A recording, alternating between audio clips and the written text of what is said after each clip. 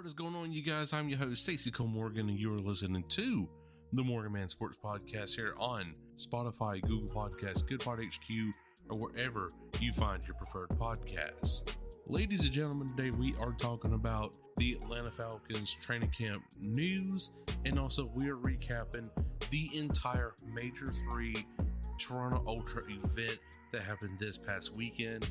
So without any further delay, let's go get straight into today's action.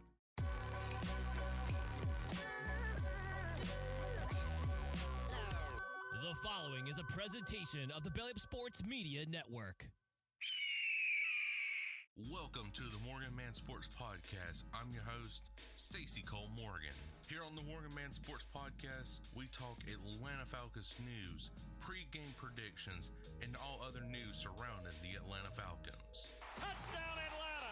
Also on the podcast, we talk Call of Duty League, esports, covering Roster Mania, major predictions, COD champs, player trades, and much more to get you ready for every single CDL weekend. Stuff goes through, and Stuff says wins the one-on-one in optic with the reverse sweep. If that sounds good with you, put on your Falcons jersey, grab your gaming headset, and let's get this show started.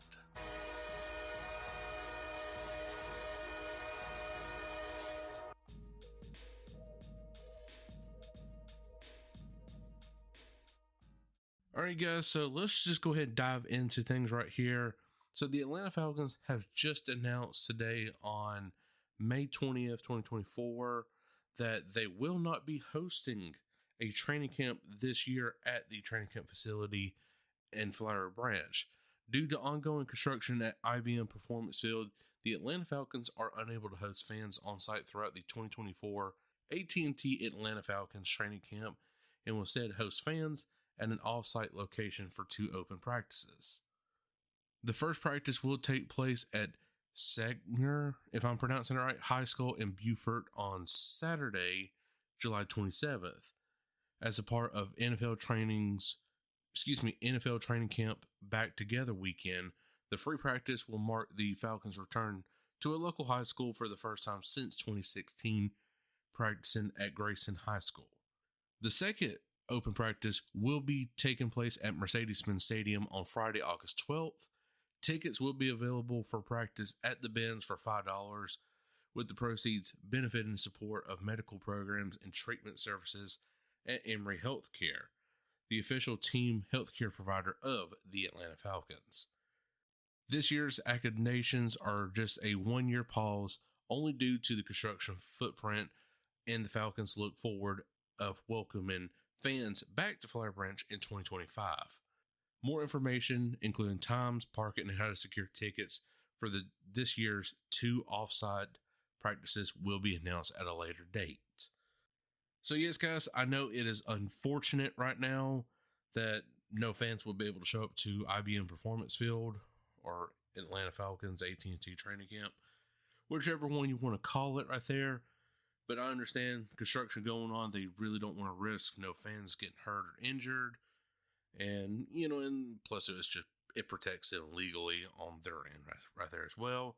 And of course, some fans in the group chat, there's like, oh, Terry Fontenot just want to protect himself from getting yelled at by the fans for being how stupid he is for selecting Michael Penix Jr. with the 8th overall pick. And I was like, no, guys, it's the damn construction. Like, grow up, okay? We are past the draft now, and obviously we're already past the training camp because we ain't gonna have one except for those 2 open practices. But your boy right here will be working that week anyway, so it's not really a huge loss to me, but I will still be able to keep up with a lot of this training camp news. I just will be referring to a lot of outside sources like the Falcoholic or AtlantaFalcons.com, whichever the case may be. So 2025 definitely, guys, will be a year to really embrace what the training facility is going to look like. And hopefully it's going to be a lot more better than what it has been. Now, last year definitely was exciting. There was a lot more fans to show up to training camp than there has been in years prior. So that is really exciting. But again, last year was the year we kind of like, All right, now this is our playoff year. We really need to buckle down, guys. But unfortunately, things didn't happen that way. But with Terry Fontenot and Raheem Morris in question right now, definitely, I think next year will definitely be the best year for training camp for the Atlanta Falcons and the fan base. All right, guys, so now we're switching on over to the Call of Duty League side of things. And boy, let me tell you, that was a fun freaking weekend. So we're going to go all the way through winners brackets, and then we're going to go all the way through losers brackets. So FaZe beat Heretics 3-1. Subliners beat LA Thieves 3-1. Ultra beat Surge 3-1. And Optic beat the Royal Ravens 3-1. Going to winners round 2, FaZe defeated the New York Subliners 3-0, and Ultra defeated Optic in a 3-1. And for winners finals, Ultra handed FaZe their very first loss after 14th consecutive wins in a 3-2 fashion in winners finals, sending FaZe to the elimination finals. For elimination round 1, you got the Heretics defeating the Vegas Legion in a 3-2. Now, I will quote that the Miami Heretics, that was their very first LAN event win right there. So definitely huge congratulations to the Miami Heretics. LA Thieves would defeat the Boston Breach in a 3-2.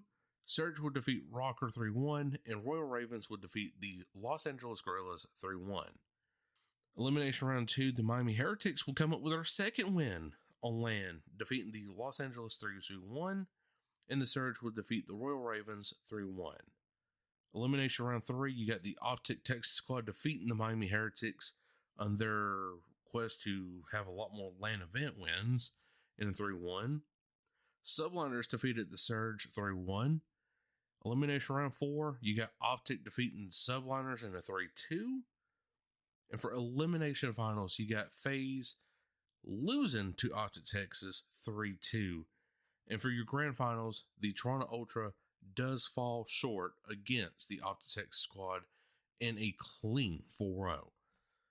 Guys, I think this could be honestly a candidate for basically major of the year, or hell, even major of the entire CDL era pretty much. It was so filled with nonstop drama that you're sitting here thinking, when is this ever going to end? Because, the top 4 teams are doing what top 4 teams do. But before we get into them, let's talk about the Miami Heretics and the Royal Ravens. The Heretics got 2 LAN event wins. And you're sitting there thinking, okay, they might have changed things around. But is it going to be too late? That's the question you need to ask yourself. The Royal Ravens, they had that 1 win, but after that, that's just near about it in the elimination round 2.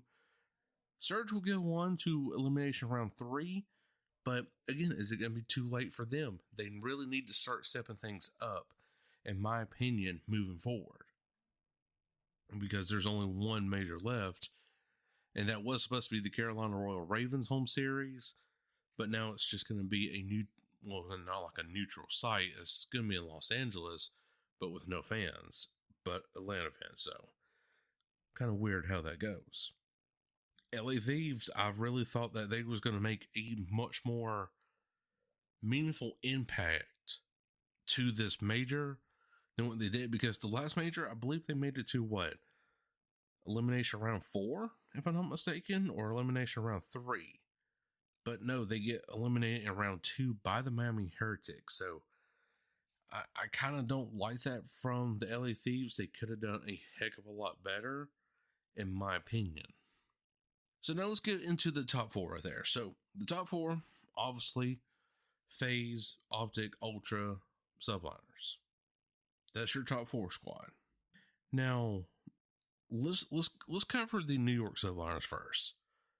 The Subliners, they're good against other teams. Surge, Ravens. Well, I don't know about the Ravens because the Ravens do have their number sometimes. But Heretics, Thieves, Rocker, Guerrillas, Breach, Heretics, Legion. They got their number all over the place on those. But then whenever it comes to the top four, they crumble. And I don't get what's happening in that certain scenario. Optic definitely came alive. Now, they did lose to Ultra that first time in a 3-1. And you're sitting here thinking, okay, this is going to be set up to where it's either going to be FaZe versus Ultra, Optic, or Ultra versus FaZe, when FaZe goes to elimination, bracket or whatever the case is. But no, something happened to Optic after that Ultra loss that just lit a fire up under them and said, okay, no, we're tired of this. We're going to win this Major 3 tournament, and we're going to show the rest of the world that we mean business. And by gosh, they did. They defeated the other part of the top four, Ultra and FaZe. Now, the FaZe series, I felt like it could have went a little bit more in favor of FaZe, because FaZe did have a lot of opportunities to win their hard points and searches, but they blew a lot of those opportunities away as well. And that's where Optic comes in and clutch. And then let's just talk about that grand final. Optic 4-0s the Toronto Ultra in their home country. That's insane. And for you to sit here and say that Toronto is still a top 4 team, they're probably still a top 4 team, but they're kind of tied with New York Subliners, in my personal opinion. Whenever they get to those big moments, yes, they do get a win over FaZe and Optic sometimes, but whenever it comes to the big moments, the grand finals, the COD champs, they choke. That's all I can say. They choke in those big moments. So I don't consider Ultra to be a legit top 4, but they are in the top 4. So I'm going to have to at least put them tied 4th place with the New York Subliners. They clutch up when it don't matter, and they choke when it does matter. That's just my personal opinion right there. You can argue with that on Twitter at MMS60Morgan, or just type in MorganMan Sports on your preferred social media platform to argue that situation with me. So moving forward, guys, there's a lot of room for improvement. Let me tell you. So the Heretics move up to the number 5 spot. They're in the top 5 whenever it comes to CDL point standings. Now, this is post Major 3. So coming in at number 1, obviously, is FaZe. They're leading by 20 points at 425 over Optic, which is second place at 405. Ultra has 390, sitting at 3rd. 4th is Subliners with 255. So there's definitely a big gap difference right there. Heretics, 130 points, sitting at 5. Surge is sitting at 6. LA Thieves is sitting at 125. And the Royal Ravens is sitting at 120 at rank number 8. And then for the champs cutoff qualification, Rocker sits at 9 with 120. Legion 110 at 10. LAG sitting at 11 with 110 points. And finally, the Boston Breach sitting at 12 with just 50 CDL points. Now, me personally, I think Boston just needs to go ahead and be eliminated from the playoffs. No doubtably. There's no coming back for this team whatsoever. But then after that, your LAG, Legion, Rocker, they also got chances to make it. Because Ravens, they just got the map win-loss advantage over Rocker right now. Because the Ravens are 49-68, while Rocker is 45-68. So with just 4 more wins in that map win-loss ratio, that's the only reason the Royal Ravens are in the 8th spot right now, gonna make it into COD champs.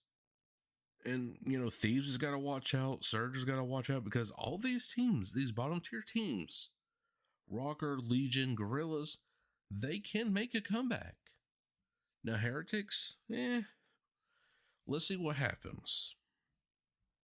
But your top 4, I think it's pretty much just a solid pick already in that order. I think FaZe is obviously going to be the unanimous winner for the regular season with the most CDL points, as they always are. Optic, I think, will come in second, Ultra third, and then Subliners fourth.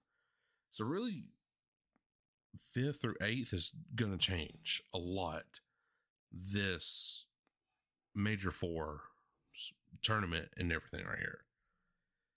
So we'll have to wait and see, because right now, as it stands, we are going to be really taking a break for just really a week. Yeah, we're only taking a break for just really, well, actually, I take that back. This past week and then this coming week right here, you know, we're practically taking a break. And then after that, we're right back into action on June 2nd.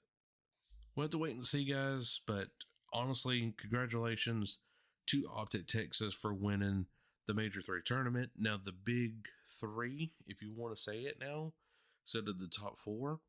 They all got a major. Now, it would be something if this Major 4 tournament, the New York Subliners wins this damn thing. And then you're sitting here saying, well, gosh dang, now who the hell's really going to win college champs? Because the top 4 has got a major on each major.